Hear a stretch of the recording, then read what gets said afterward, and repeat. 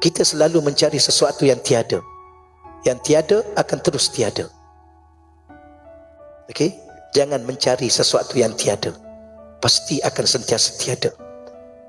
Ada benda pertama, sudah tentu tak ada benda yang kedua. Okey, duk kejar benda yang kedua, dapatlah satu dan dua.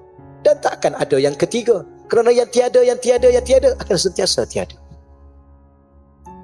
Dapat satu rumah, tak ada rumah kedua. Dapat dua rumah, tak ada rumah ketiga. Dapat satu kereta, tak ada kereta kedua. Dapat dua buah kereta, tak ada kereta ketiga. Yang tiada ni akan sentiasa tiada. Boleh faham kaedah tu ya? Jangan mencari yang tiada. Cukup dengan apa yang ada.